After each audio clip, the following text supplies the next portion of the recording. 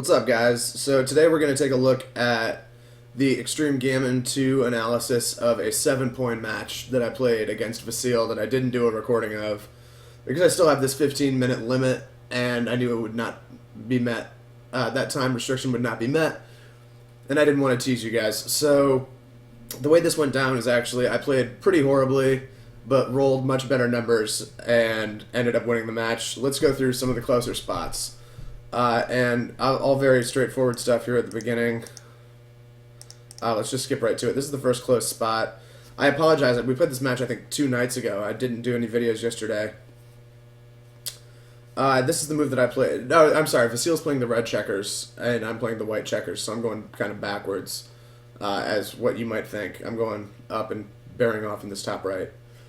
So he plays this, the 6-3, which is obviously not a good roll for him. And he chose this, and actually the computer prefers double slot. I suppose I don't even know this is called slotting. It's more slotting this point and then hoping that this guy, like obviously he is in jeopardy to get hit, but he's more there bearing down on this point, trying to make that a reality. So that's actually the move the computer prefers. Maybe it's something to do with these 3 blots, but I would feel like these 3 blots, when I'm killing, quite often I'm going to be able to kill and cover this bar point. But I guess, you know, the computer doesn't make mistakes like that. I guess let's plug these in through, just very quickly through Extreme. And it's already there. Yeah. So yeah, this is the better move there. I guess just because you have nothing else going on, your timing is going to be so poor no matter what. When he misses, you have a lot of good opportunities for good rolls in the future. It may even be a cube if he misses. So yeah, that's the idea there. Cube error. I didn't double when I thought I might. I thought maybe I should double here. But I did not, and it was best to be cubing. Likewise here. Likewise here. And I remember thinking the whole time, maybe I should be cubing this whole way. And then the turn after that, this was the position. It was my turn to roll, playing the white pieces. I did cube, and he passed. So I'm up 1-0. Let's move on to game 2. I should say this might take. Oh yeah, this one looks like we got some. This one alone might take the rest of the video. So once again, we have an opening reply error. So point being on that last bit. I may do this video may require 2 parts, but I do think it's a really interesting game to go over because 7-point matches, you know, there's a lot more. You're going to run into more complicated scenarios just because you're playing more games. So 3 deuce, he played the wrong idea, which is bringing both out after I'd opened with the 6-4 and played the aggressive line. That's the wrong idea. That's actually 5th best. The best idea, they're all very, very close actually. These are all within 3% of each other. The best idea is actually, wow, look at that, a kill. It must be because of these blots. That would have been low on the list for me, for my candidate moves. Other ideas, 3 and split there, that I wouldn't be doing that. Opposite of that, but the same 2 checkers. Man, I don't like any of these moves, even though they are statistically better. So I guess that this is just a spot where my nitty impulses are just totally wrong, although it is very close.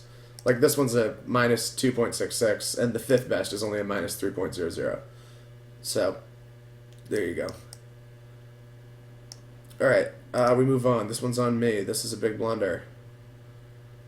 3 deuce. This is 2nd best, but by quite a wide margin. I feel like the 3 here is obvious. So it must be deuce down here. It is. Yeah, I do remember considering playing that, but chose not to. So there you go. That is the better idea though, and that makes a lot of sense because you really are focused on making these points. So okay, and now in response, he played a bad move with his 6 deuce. He played the 2nd best move. The 6 seems straightforward. So where is the deuce? Oh, okay. Yeah, and I remember actually being somewhat confused by this move because he does still have some disaster rolls. Like I'm still going to be killing and covering a decent percentage of the time on this point when I get a roll that kills him initially. So yeah, just go ahead and make that advanced anchor is the idea. We move on. He played. He just ran. 5-1 is not the best roll. Let's see what the better idea is. 5 over and 1 down. That's definitely not a move I would be finding myself. So let's think about why that is. I mean, obviously reason number one for why that is lack of compelling options. You're never moving a 5 from here because you can't, and you're not splitting the 1. You're never playing the 5 down there because that leaves this guy exposed and breaks your very valuable midpoint. So maybe this kind of does have to be the 5. And when we look at the moves that the computer likes best, why are these not showing them in the right order?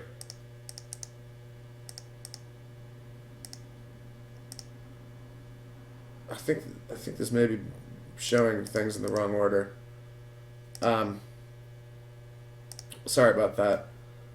I really am not that familiar with the software. Oh, it's still analyzing is why. I'm sorry. I did some stupid stuff. And it's still analyzing. I'll pause. Okay, yeah, sorry about that. I got it sorted out. So this move, and as you can, I mean, obviously it looks very super ugly. So you do have to be looking for the more creative play, and I guess that means this idea this idea 5 out and 1 down. I think the only move I'm conceivably finding is this one, 5 out and 1 over, which is not that much worse. That's probably the move I'm going to be playing in real life. Okay. 6-5 here for me. Oh, I do remember being pretty uncomfortable about this. My impulse, yeah, is to play this 6 out, and given that this 5 is wrong, it's obviously got to be that 5.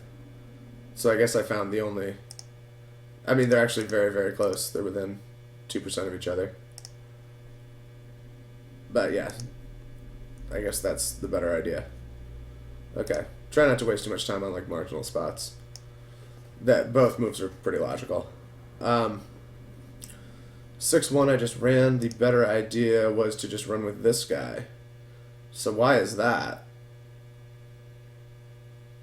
I guess because, first of all, exposed to a direct shot already. This way I'm giving 2 direct shots, a 6 or a 3 kills, and like 3-5, 3-6. 3-6 he actually has a tough test. Although he probably covers. Where there are just a lot of just absolutely murderous rolls. This way I'm safetying a blot. I only have 1 blot left in the game. And he doesn't have a ton of, murderous rolls at this point. And I can still get out with a 6 or a 6-3 is ideal, obviously, but a 6-5 also works, and 6-6 is also great. So a lot of, I guess, just more upside with that play. Double 4s. These, I mean, I've been noticing, and I never considered this before I started actually reviewing these videos. Doubles are always a bitch to play, and I guess it's because, not always, of course, but I guess it's because you're playing twice as many moves, so you have twice, I guess, I'm not going to try to do the rough math because I'm not confident about it, and I don't want to think about it while I'm live on YouTube. You have, basically, the point being, you have a lot more room to make errors. You have a lot more mistakes, a lot more time to make mistakes. So let's see. This was the second best idea, and it was not that far behind the best idea, and there were only 2 good moves, and this is Vassil's move. He at least found one of the good moves. But the better move is this, which is making the 5 and playing from the 8 up. Wow, okay, I mean, that's a computer move. I think any human actually plays what Vassil plays. Maybe not. Maybe not. I think that's the... You know what? This, just because he doesn't have a direct shot at it, and with this point covered, but ace-6 is just such a beast. I don't know. That's just one roll, though. So yeah, they're very close. And both are fine. Yeah, it is in general. But I suppose slightly better technique is bring another builder up here to be coming after this guy. All right. So for deuce here, I opted to make a 6 prime, which is a terrible move, as it turns out. Okay. Let's look at why. And it's telling me that was a very unfortunate roll. So the much, much, much better move, and of course he has 2 on the bar, so now it's very obvious why, is to bring this deuce out so I can run with a 6. And the game is won, effectively. Because otherwise I could easily get stuck behind this 5 prime. And there's no real added benefit. So actually making the 6 prime is 40% behind the winning chances of playing this move. So that is a critical, critical blunder. And I'm going to fall for that one quite often until I get some more understanding. Alright. And then this one, the deuce is very obvious. So the ace, the better ace is 4-3. And it's actually not even close. The better ace is 4-3. The better ace is 4-3. I wish I had someone with understanding tell me why that is.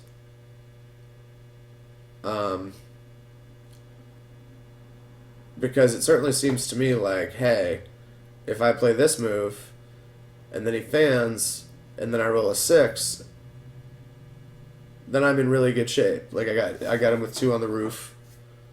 But I guess the downside is, if I do that, even if I do, if he then just can, because unless I roll a 6-3 or a 6-6, I'm going to still leave a shot here.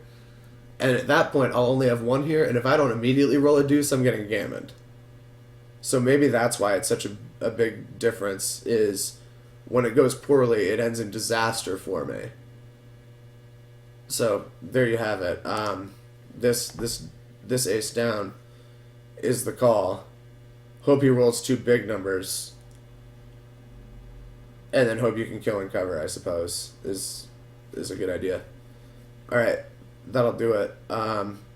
So he had the cube, I had cubed him early. Let's take a look at what that cube was. Double take, maybe. Hopefully it was straightforward. We should always examine what the cube was, even when I get it right. Or he does. So it was white's turn. I doubled and he took. And in fact, it was a double and a take. So that's good. Nailed it, C-Stone. Alright. And then we arrive at this position. I now have 2 on the bar. This is not ideal. And I fan. He then redoubles, and I pass.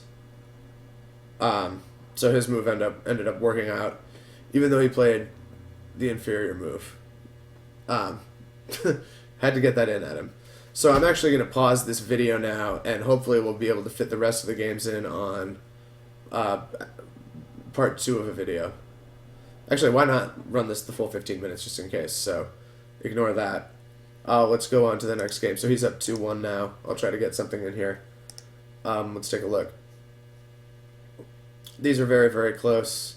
I roll a 3 deuce. I play the 3 to safety. I play the deuce out. Let's see what the better idea is. Wow, okay. So that is interesting. Deuce to cover. I guess the value in this move is blocking 6s from there is a good value. And then the 3, you can't play this 3, you can't play this 3.